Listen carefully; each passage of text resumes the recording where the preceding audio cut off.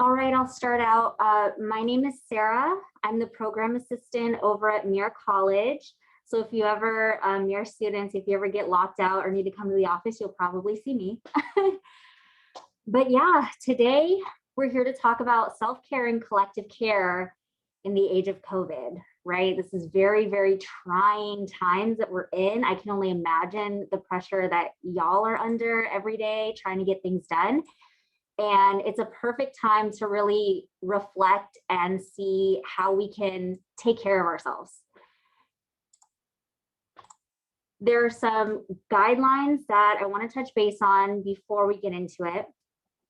And these are really just things that you want to have in mind while you're sharing or while you're taking in the information. First of all, be present. Obviously, it's totally fine to have your camera off. I have my camera off in like 80% of my meetings, so no worries. Be listening, not only to what other folks are sharing, but what you're hearing in yourself. Like if something really resonates with you, take note, because you're probably going to want to use that later. You never know. Be open. Be open to the information, things that you may not have heard before or things that you have heard before. And it's like, oh, this is so redundant, but you might not actually use in your daily life. Be open to the information that is being shared because you never know when you might use it. And last and most importantly, be you. It's interesting. I do this as well, where I feel like I have to put on like, this is what I should be saying. And like, this is who I should be. But you really get the most out of not only this workshop, but any workshop that you're in, any meeting, any life experience, if you be yourself, because the people who gravitate toward you are going to be the people who gravitate toward you for who you are. So we're going to have some icebreakers. Y'all might not want to talk, but we're going to do it. Okay, so let's break the ice. First, you might have rushed here. You might have had a lot of things going on with midterms and whatnot. So let's just go ahead and take 3 deep breaths. So let's breathe in and out. One more time, in. Deep belly breath. Out. And last one. In and out.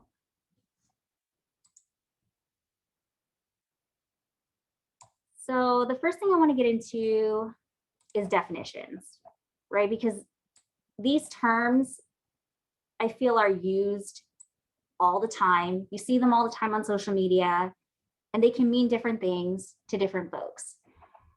Not that that's necessarily wrong, but sometimes, at least in my experience, the constant always having to feel positive doesn't necessarily fall under the umbrella of self-care, because sometimes I think acknowledging that you're having a rough time of it and allowing that to be true is a part of healing. But let's get into the definitions. Mental health, right? A person's condition with regard to their psychological and emotional well-being. The health of your mind. Self-care.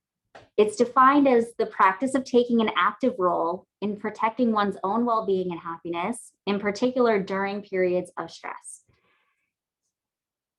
And if a global pandemic isn't a period of stress, I don't know what is. So, community care. The policy of transferring responsibility for people in need from large, often isolated state institutions to their relatives and local welfare agencies. So basically that means instead of allowing the large institutions, the big they of the world, to take care of things, that some of those needs can be addressed within our own communities, on our block, in our residential halls, in our town, just something more like small scale. And Zoom burnout. So this is defined as like The tiredness, worry, or fatigue associated with virtual platforms of communication. I'm sure all of you have felt Zoom burnout, myself included. Now that we know the definitions, let's look at components of self-care. So I've added 2 graphics here. Some you may have seen, some you may have not. First one is Maslow's hierarchy of needs. So essentially, it is a pyramid in that you need the bottom foundations to build in order for you to get to the top. So you can't reach the top unless you get the basics down, right? And so these basics here, biological and physiological, right? Food, sleep, water, all of the things that allow your body to function. Next is safety. Safety, health, finances, the basic needs. Like, unfortunately, we need money in order to buy the food and the water and things like that. So feeling safe in your own area as well, that's a building block. Next is love and belonging. The connections that we have, family, friends, loved ones, classmates. Once you have that support system, then you build on that self-esteem, right? The respect, the strength, the confidence, because you have that support system to hold you up, to say, hey, you are worth something. We believe in you. And sometimes that is enough to make you believe in yourself, right? So the top of the pyramid is self-actualization, meeting one's full potential in life, different from every person. This to me seems very elusive because it's like, okay, what does that mean? But I think it's meant to be elusive, right? That's something that you define for yourself. What does full potential mean to you, right? I think the folks say like, your highest self, right? That's kind of what I think of. The next one that I have here are the 8 components of wellness, right? It's a circle. It's not necessarily a pyramid, but these are all things that feed into one another. And they're kind of the same, right? You've got your emotional, financial, social, spiritual, occupational, physical, intellectual, environmental, right? Making sure all of these things are working in your favor, in your good, and the good of the community around you. So, and you can Google this stuff if you want. If you want to know more, feel free. It's actually super interesting. So what are examples of this? Sometimes it's not always, bubble baths and face masks, although it can be, right? But there are other components as well. Examples of self-care in an overarching sense is therapy, addressing the traumas that you might have had in your life and how that affects who you are now. Exercise, getting your body moving, getting the endorphins, the serotonin, and all that good stuff happening in your body. Eating well. I always feel better after I eat well. And you know how you feel when you eat fast food for like 3 days straight. You can feel it. You can feel a difference in your body and your mind. And also setting healthy boundaries. This one I did not learn, I promise you, until my mid-20s. It's hard. It's tough at first, but you get a hang of it. Sometimes saying no is really tough, especially for, those who are people pleasers and, which is me. But once you start to say no and advocate for yourself, you feel better. You can really feel the difference. So quick self-care actions, because these seem really daunting, right? These big ideas, how do I even do this? These are small actions that you can take on a daily basis whenever you feel like you need some self-care. Quick 5-minute, take a few deep breaths like we did at the top of this workshop. Listen to your favorite song. That's a big thing for me. If you only have 10 to 15 minutes, like you're in between classes or, you know, you're just waking up, you can meditate, journal your thoughts. I love putting pen to paper. Like, I don't know, if you want to type it, totally fine. But I love the feeling of like writing it out. And if you have 30 minutes, you can also do make a healthy meal. You know, if you have a favorite meal, like mine, for instance, like I love yellow curry. Or you can spend time in nature, you know, just getting away. You know, Muir is a great place because there's greenery everywhere. Like you can just walk out and there's like a tree. So that's nice. And get creative. Get crafty, you know. I know a lot of folks who they do a lot of DIY projects. I'm into music personally, so I sing and I create music. That's a quick way to really realign. Right.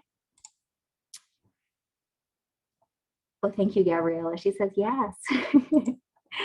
Okay, examples of community care.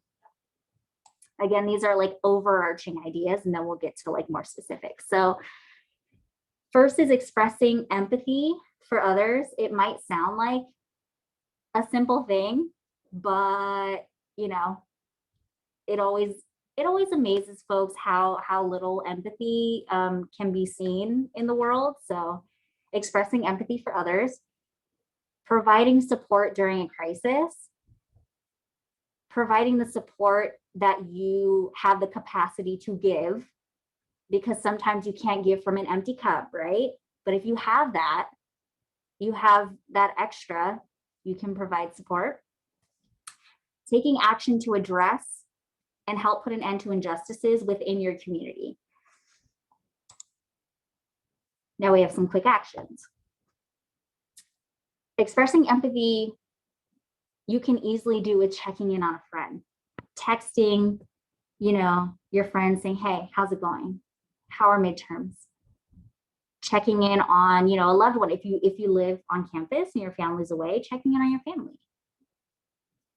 You can actively listen to a loved one's issues. If they're coming to you and they're like, oh my gosh, like, I just broke up with my partner, I don't know what to do, like the world's crashing down, and to really listen and be like, you know, that's tough. Like, I'm really sorry that you're going through that. Is there anything that you need? Like, do you want me to drop off some pho, you know, anything? And to not make it about you, to really say, I'm listening, I hear you, I feel for you. And the last one, calling out an injustice you see taking place in your community. That can be something as big as, you know, over the summer with all of the big Black Lives Matter protests, and participating in that any way that you can, whether it be at a protest or digitally. It can be something as small as something that you see in your community, at your college, in your res halls, or in your house if you're living at home. You know, I know I've had to have tough conversations with my parents about things that I knew weren't right. And if you have the capacity to do that, you can do that, because sometimes people come out better for it. All right, battling Zoom burnout as you're on a Zoom. How ironic. Okay. One is investing in a pair of blue light glasses. They're game changers. And I say that out of experience because I've had to get some blue light glasses, and they take some adjusting. They look kind of funky at first, but trust me, you'll feel the difference. If you don't know what they are, they filter the blue light that comes from the screens, the phones, the tablets, any screen, like the TV, any of it. It helps like relieve your eye discomfort, helps you sleep more. You always know that you're going to get a headache when you're staring at the screen and you can't focus. So get some blue light glasses. I think I might have seen one for like $10 on Amazon or something. It's an investment worth making.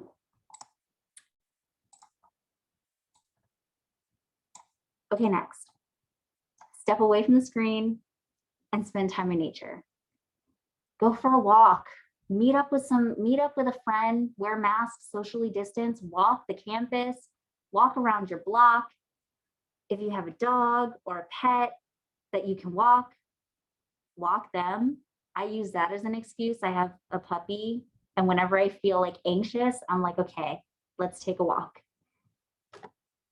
Any excuse to get away from the screens. Turn off the TV, put the phone down, close the laptop, and just be out. And the last one, and this one I just learned about, and it's actually really cool, is the 20-20-20 rule. For every 20 minutes you spend looking at a screen, take a 20-second break. You can turn, the camera off in a meeting, or, put the phone down. Every 20 minutes, take a 20-second break, stretch for a little bit, and look at something 20 feet away. It helps you focus. It helps your eyes literally heal from looking at the screen for 20 seconds. And it's something small that you can do throughout the day. Just try it. Trust me. It works. And I want to get into some campus resources. If you know of these, that's awesome. If you don't, reach out, write down the links, take a screenshot, whatever. These are resources that will help you. It always seems weird, especially for me, like when I was in college, I was like, I don't want to go to an office and ask for help, or I don't want to tune into this thing and but they really do help. And you can meet some other people along the way. So first is CAPS, Counseling and Psychological Services. They have a ton of resources, both live and recorded on Zoom. Triton's Flourish, which is online, self-guided health tools available 24/7. So literally if it's 11 o'clock at night or 2 o'clock in the morning and you're stressed, you can hop onto Triton Flourish and you can find something that can help you. Groups, workshops, and forums. This is something that I found where you can really tap into the areas that you want to get help in. They have a bunch of different groups, workshops like these, forums, what have you, that you can just hop on. Oh, thank you. Thank you, Harper. There are links in the chat. So if you want to click on those links, have the windows open to check out later, totally fine. This one, I actually really love. When it first came out, I was listening to it all the time. The Live Well, Be Well podcast. It's Health Promotion Services podcast. It's UCSD. And they have episodes about anything from mental health to sexual health to anything you can think of. And it's cool because it's literally people in your community. So that's nice. Next is UCSD Center for Ethics and Spirituality, right? If you want assistance in figuring out your personal pursuits, your spiritual pursuits, anything and well-being, check them out. Also UC San Diego Recreation. Obviously a lot of things are closed down, but you can still get on some of these Zoom classes. It's a cool way to meet people. You can have it on.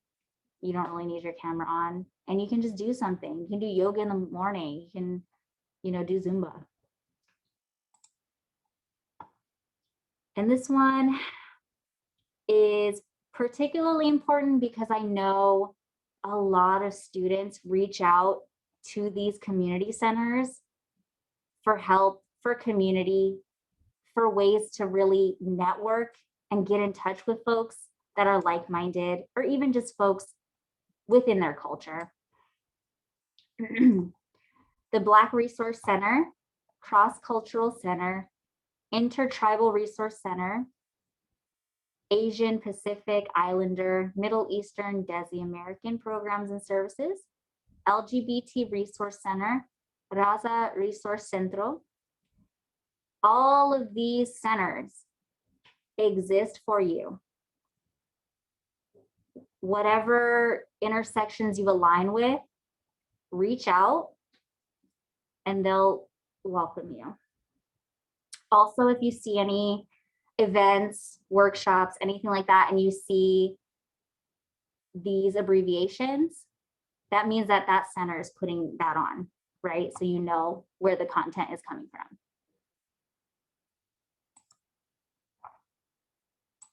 Also, just as a quick, so you can see who everyone is, these are the Assistant Dean of Student Affairs for all the colleges. We've got everyone here. I'm at the bottom, just in case you want to reach out, totally fine. Take a picture, put them down. If you want to reach out, feel free to. Okay, we're going to get to some more. We are going to get to some more sharing, okay? So let's meditate. I'm going to play this video. It's a quick 10-minute video. Sit back, relax. Here we go. Hey there, and welcome to this meditation to help you reduce anxiety. First, I'd like to invite you to gently close your eyes and take a nice, slow, deep breath in, deeper than you've taken all day so far.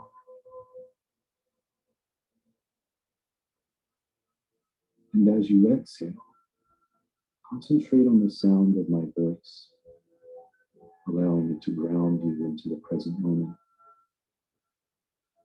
giving yourself permission right now to focus on you, making yourself your first priority. There is nowhere else you need to be. There is nothing else you need to be doing. For the next several minutes, your well-being is your focus.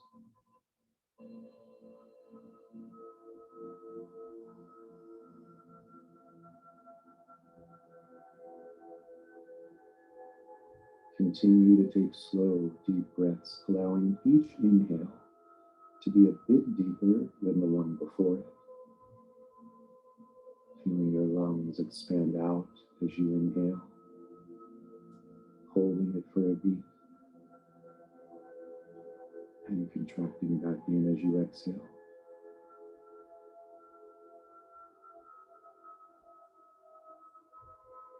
And as you continue to breathe this way, feel the journey of the breath through your body. And notice any places where you may be holding stress or anxiety in your body.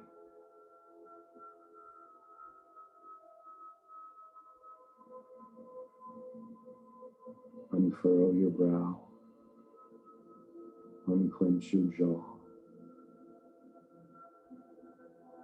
and let your shoulders drop down from your ears.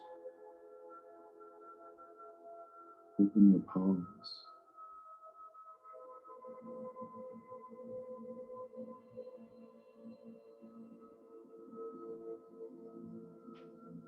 And now allow your breath to return to its normal rhythm and pattern, but keep your focus on it and allow it to be your anchor during this meditation.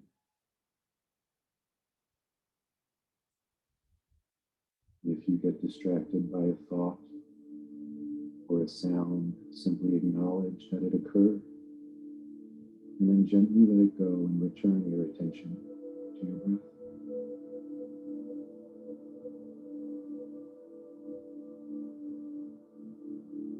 When we're stressed or anxious about something, it's often because we don't feel we have control over it.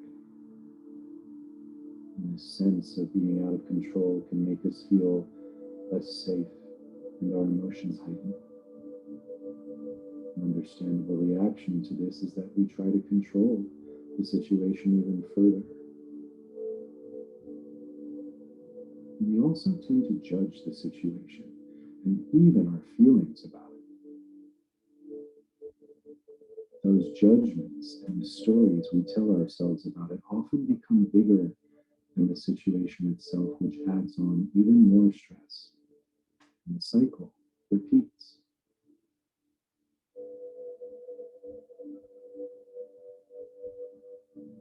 So, right now, I invite you to call to mind a situation that you feel is causing you anxiety.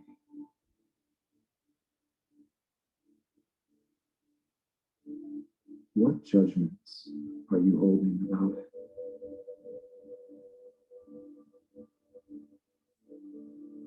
As you name the judgment, acknowledge its presence.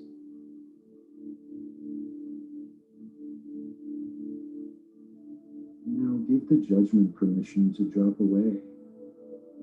You don't need it anymore. Let it go.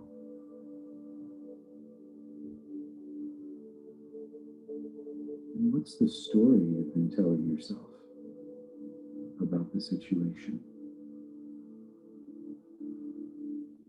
As you recognize it, acknowledge its presence.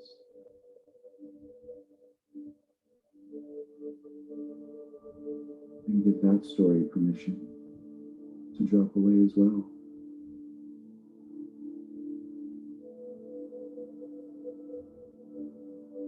You may notice your mind pushing you even harder to hold on to those judgments or those stories. And recognize and acknowledge those thoughts too.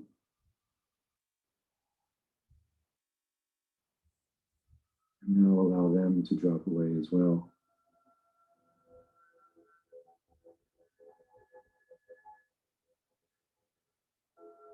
Continue to use your breath to anchor yourself back in the present moment if you get distracted.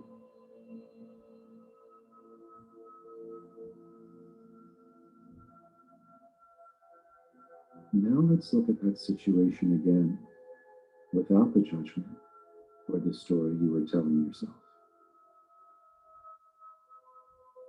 How does it feel different? Has the level of anxiety or stress changed? Instead, I invite you to look at the situation with total curiosity.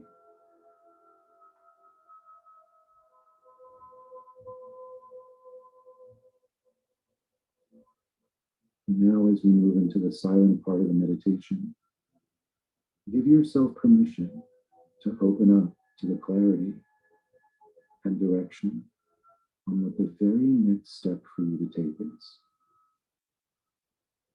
Not the next 5 or 10 steps. Not all the steps to the end. Just the very next step.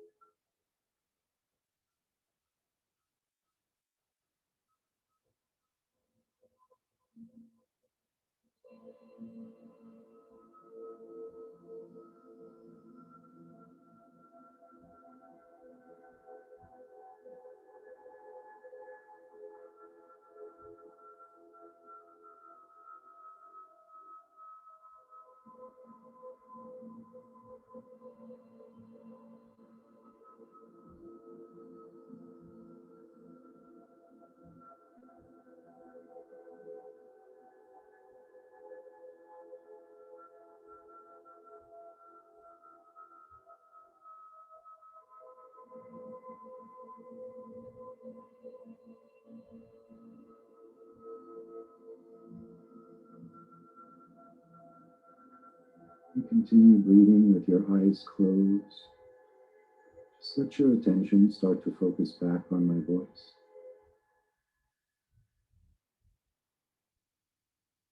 Our judgments of and stories we tell ourselves about a situation tend to exaggerate our feelings of unease, anxiety, and stress. They can skew what's actually going on out of proportion. They can block us from seeing the truth of the situation and allowing in the ease and comfort we so desire. So the next time you're feeling anxious, remember to breathe And then notice and acknowledge the judgments about it and the story behind it. And then let them drop away and notice how the anxiousness eases. Focus on the truth of the situation in this moment. You have everything you need right now.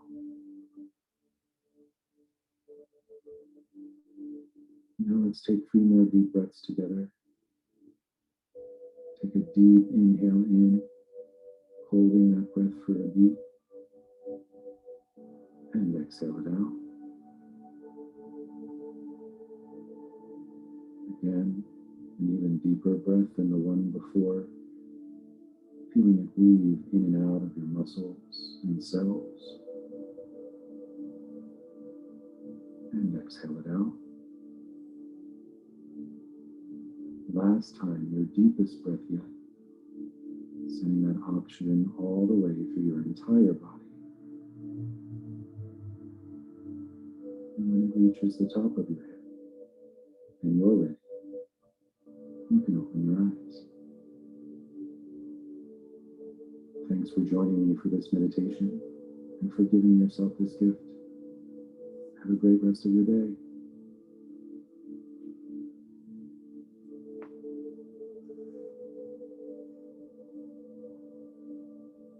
All right.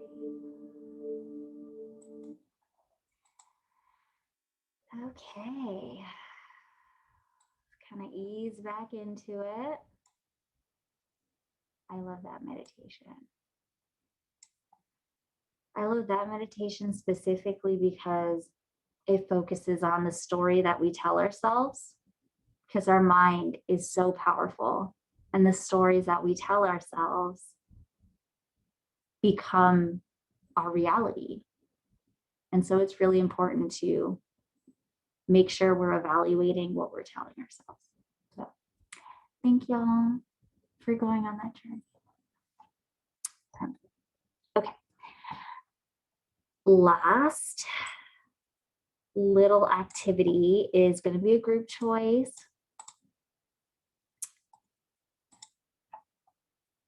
Oh, yeah, that was so nice, wasn't it? Okay. It's a choice, and y'all can weigh in what you'd prefer to do.